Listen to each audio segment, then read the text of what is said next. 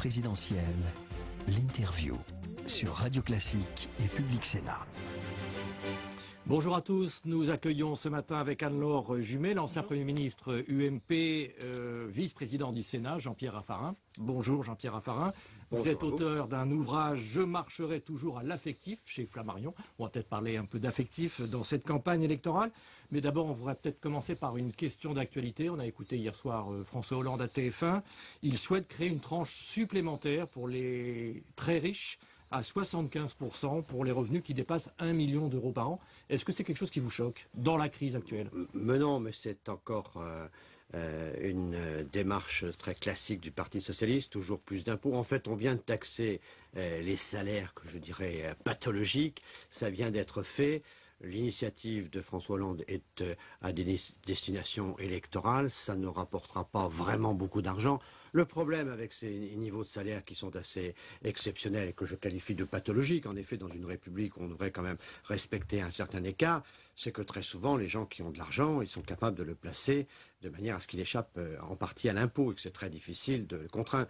Donc ce que je vois, c'est que toujours François Hollande a les mêmes solutions, à la fois des impôts, à la fois recruter des fonctionnaires. Enfin, moi j'ai regardé son émission hier, j'ai trouvé que quand les questions concernaient le président du Conseil général, il était à l'aise, mais dès qu'on sortait un peu de ce champ-là, je l'ai trouvé quand même assez, au fond, je dirais, limité sur le plan de l'espace politique.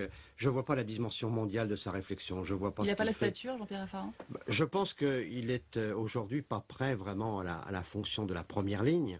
Je pense que, vous voyez, la crise et le ralentissement de la croissance en Chine, au Brésil, les difficultés que nous connaissons aujourd'hui, certes, il a parlé de la Syrie, mais la grande question aujourd'hui, c'est quand même l'Iran-Israël. On a quand même au sud de la Méditerranée un monde arabe en ébullition qui ne trouve pas facilement les voies de la démocratie. On voit aujourd'hui que il y a des tensions très très fortes partout dans le monde et on a le sentiment que François Hollande, il voit la France avec des volets clos. Et quand il parle tout de même des problèmes de fermeture d'usines qui se multiplient aujourd'hui dans ce contexte de crise, notamment quand il propose une loi pour obliger à céder l'entreprise plutôt que de la fermer, est-ce que c'est pas quelque chose qui parle quand même aux citoyens? Est-ce qu'il n'y a pas moyen quand même de faire quelque chose? Ça, c'est des idées du siècle dernier. La question aujourd'hui, c'est que les emplois sont nomades, les capitaux sont voyageurs, les talents se promènent un peu partout dans le monde. La question, c'est de les attirer. Et si vous attirez avec des contraintes, les gens viennent pas. Si vous attirez en faisant peser sur les entreprises un poids de charge trop lourd, ils vont ailleurs. On parle de la Chine aujourd'hui. Vous savez que la Chine est devenue le premier partenaire de l'Allemagne. L'Allemagne, aujourd'hui, n'a plus comme premier partenaire la France. Elle a la Chine. Donc nous, il faut qu'on soit ouverts. Et si on met des contraintes nouvelles, non seulement on n'attirera pas d'entreprises qui viendront chez nous, mais en plus, on chassera celles qui y sont. N'oublions pas que, par exemple, j'ai bien connu les difficultés du Nord-Pas-de-Calais. On avait réussi, avec un certain nombre de gens, à mobiliser, par exemple, avec Bombardier, avec Toyota, avec des investissements étrangers, à faire de l'emploi. En pleine campagne électorale, est-ce que c'est pas un tout petit peu indécent de voir défiler les politiques au chevet de toutes ces usines, et puis ensuite on en parle un peu moins? Est-ce que, bon, ça fait peut-être partie du jeu, mais... Je pense que ça fait partie de la capacité à agir. Moi, très franchement, je suis sur un cas difficile avec les fonderies du Poitou. Eh bien, je suis content qu'à l'Élysée, on se préoccupe du sujet. Et au fond, et les ouvriers sont contents de voir qu'on se mobilise là-dessus, parce que peut-être que c'est la campagne électorale, mais au moins, si on trouve des solutions, tant mieux. Néanmoins, Jean-Pierre Raffarin, si on prend le cas de ArcelorMittal à Florange, précisément, Nicolas Sarkozy a promis des annonces dans les prochains jours. C'est une entreprise privée. Que peut-il faire et pourquoi n'a-t-il pas fait plus tôt s'il peut faire quelque chose? Là, depuis un certain temps, il est en négociation parce que l'affaire est assez compliquée dans la mesure où, pour intervenir, notamment si on voulait investir sur un programme européen d'envergure, il faut des accords. Un accord de l'Union européenne parce qu'on ne peut pas injecter de l'argent public comme ça dans les entreprises sans qu'il y ait un accord de l'Europe parce qu'autrement ce serait une distorsion de concurrence. Donc quand il promet quelque chose, c'est un petit peu... Là, en l'occurrence, il a négocié, il négocie.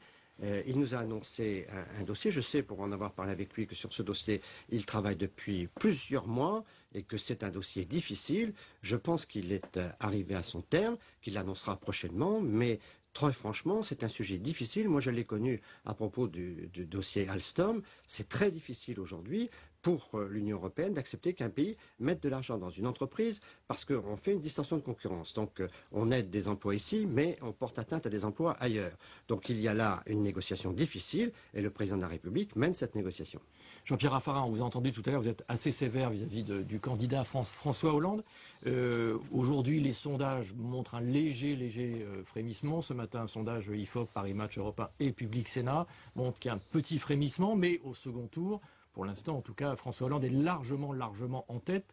Qu'est-ce qu'il faudrait pour que Nicolas Sarkozy, je dirais, progresse nettement dans les semaines qui viennent?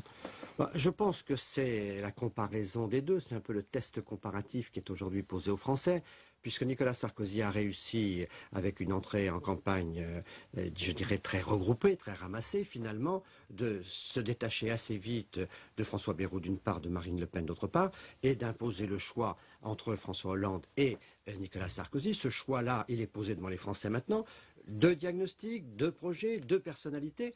Je ne suis pas sûr que François Hollande ait trouvé la bonne attitude dans ce match-là, parce qu'au fond, il ne propose pas, je ne dis rien contre la personne, je dis qu'hier je l'ai trouvé finalement sans une dimension internationale affirmée, je l'ai trouvé finalement assez gestionnaire et assez peu visionnaire. Au fond, mais les Français lui en tiennent par rigueur finalement, mais pour l'instant. Nous allons voir. Ce que je vois, c'est que depuis que Nicolas Sarkozy est entré en campagne, Nicolas Sarkozy augmente dans les sondages et François Bayrou baisse, certes, mais François Hollande aussi. Donc ce que je vois, c'est que Nicolas Sarkozy est en train de mobiliser son électorat. Je pense vraiment, tout comme le président de la République, que le deuxième tour est une nouvelle donne au soir du premier tour, que c'est une nouvelle campagne. Donc je ne crois pas du tout au sondage second tour. Tout dépendra du résultat du premier. Qu'est-ce que je vois aujourd'hui sur le premier tour? C'est que les forces de progression, elles sont dans le camp de Sarkozy. Et je vous dis, sur le terrain, il y a une mobilisation. Moi, j'ai rencontré au mois de janvier des gens qui doutaient de Nicolas Sarkozy et qui, en février, sont mobilisés. Il est clair que Nicolas Sarkozy a réussi son entrée en campagne. Maintenant, que va devenir le match? Ça va dépendre beaucoup de la capacité de François Hollande d'assumer ses propositions et de s'affirmer vraiment comme quelqu'un qui prétend la fonction suprême. Jean-Pierre Raffarin, tout de même, vous, un ancien de l'UDF, vous vous sentez tout à fait bien et en phase avec, je dirais, la posture de Nicolas Sarkozy, qui est quand même plutôt à droite, en tout cas pour l'instant. J'ai écrit un livre sur ce sujet, parce que je marcherai toujours à l'affectif, c'est ça, c'est mon parcours, un parcours singulier de la province à Paris, de l'entreprise privée à la politique. C'est un parcours plus centriste que droitier. C'est un parcours dans lequel, en effet, j'ai eu un certain nombre de divergences avec Nicolas Sarkozy, qui était de l'Île-de-France quand moi j'étais du Poitou, qui était du RPR quand moi j'étais de l'UDF. Mais il est clair que j'ai des proximités avec lui et que je travaille à un rassemblement.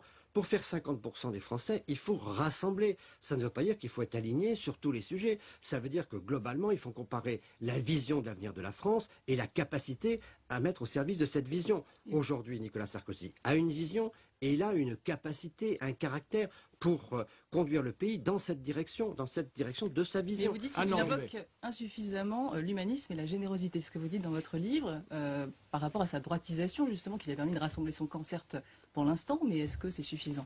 Je pense qu'il écoute plutôt ce qu'on lui dit. Je trouve que le candidat est très ouvert. Je lui disais qu'il fallait qu'il soit piéton. Je vois qu'il va au-devant des gens dans les rues d'Annecy, dans les rues de Paris. Il est accessible, ce qui est très important. C'est vrai qu'en période de crise, en plus, la fonction présidentielle en France est très prégnante.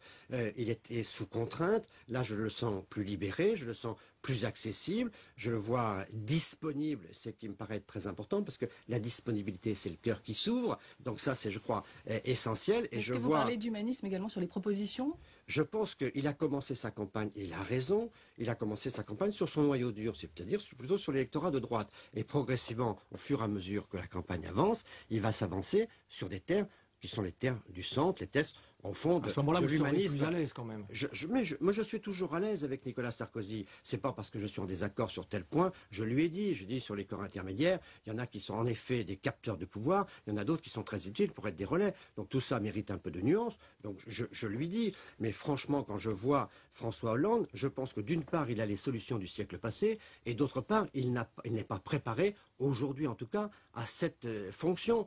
c'est quelqu'un d'estimable, je n'attaque pas la personne de François Hollande, mais je voyais bien hier en le regardant plus de 2 heures durant que je ne le sentais pas maîtriser l'ensemble des dossiers qu'on doit maîtriser au plus haut niveau de l'État. Donc Nicolas Sarkozy aujourd'hui, j'ai un certain nombre de nuances, mais il s'agit de nuances alors qu'avec François Hollande, ce sont de vraies divergences. Et avec François Bayrou, hier soir sur un autre média, BFM Télé, vous avez parlé notamment de François Bayrou en étant plutôt indulgent, ça veut dire qu'on peut travailler avec lui et aussi... Vous souhaitez même qu'il entre au gouvernement. Voilà. Je pense que le référendum qu'il a proposé est un référendum qui est tout à fait acceptable pour sur la moralisation de la vie politique. La moralisation de la vie politique, une dose de proportionnel, la fin du cumul des mandats, c'est un certain nombre de dossiers sur lesquels nous avons de vraies proximités. Je ne vois pas pourquoi une victoire de Nicolas Sarkozy empêcherait un référendum Bayrou.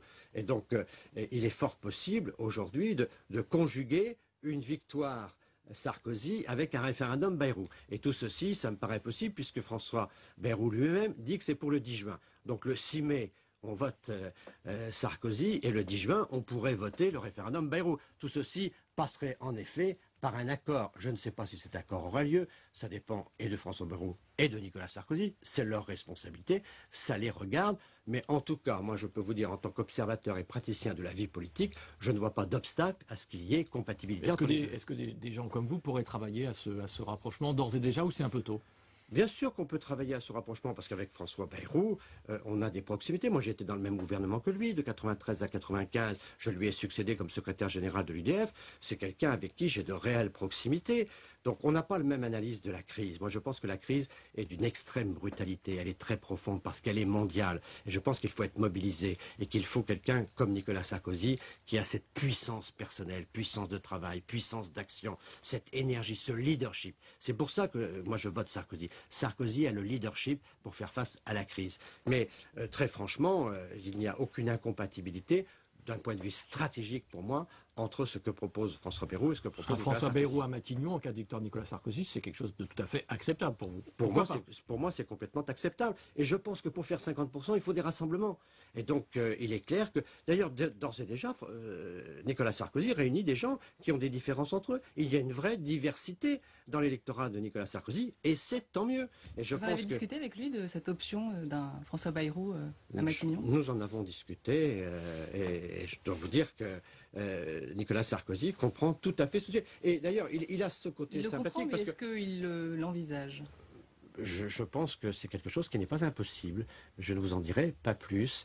Mais quand je lui ai remis mon livre, qui n'est pas complaisant, mais qui n'est pas méchant, Nicolas Sarkozy me dit, mais il faut pouvoir que dans la majorité, tout le monde peut s'exprimer. C'est un climat de liberté, on n'est pas embrigadé.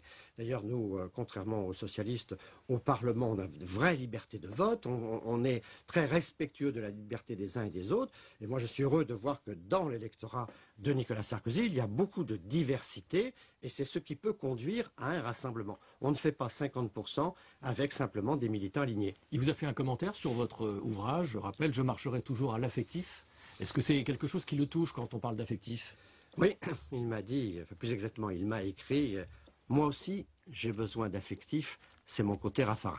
Bon, est-ce que vous pensez qu'il faut qu'il en mette un peu plus dans cette campagne électorale, ou est-ce qu'il a trouvé le bon ton ? Je ne parle pas du fond. Je pense qu'il a trouvé le bon ton. Je pense qu'il a trouvé le ton de l'humour, qu'il a trouvé... J'ai le sentiment qu'il est un peu libéré du carcan un peu présidentiel. Et qu'au fond, il est assez heureux de cette campagne pour aller directement écouter les Français, pour aller parler avec eux. Et je le sens très à l'aise. Au fond, il est d'une certaine manière heureux d'être en campagne et d'être au contact des Français. Donc il a une force intérieure. Si on regarde la dynamique mentale, morale de cette campagne, on voit que Nicolas Sarkozy a la gagne au cœur. Qu'est-ce que vous allez lui dire ? Un seul conseil tout à l'heure, puisque vous allez le voir au petit déjeuner de la majorité ? Oh, je ne lui donne pas de conseils. D'abord, il ne les écoute pas toujours. Et puis, il est au fond très très fort et qu'il faut reconnaître les choses, dire que c'est quelqu'un qui a des qualités exceptionnelles. Il faut le voir avaler les dossiers, il faut le voir dans sa pratique personnelle de l'exercice du pouvoir. C'est quelqu'un d'exceptionnel. Donc quelquefois, il peut avoir aussi des défauts très forts. Il a des qualités exceptionnelles. Donc je n'ai pas de conseils à lui donner. Ce que je veux, c'est qu'il soit vraiment libre dans cette campagne, qu'il sorte un peu des cortèges officiels et qu'il aille à pied à la rencontre des gens pour montrer sa disponibilité. Merci beaucoup Jean-Pierre Raffarin. Merci Laure. Très bonne journée sur Radio Classique et Public Sénat.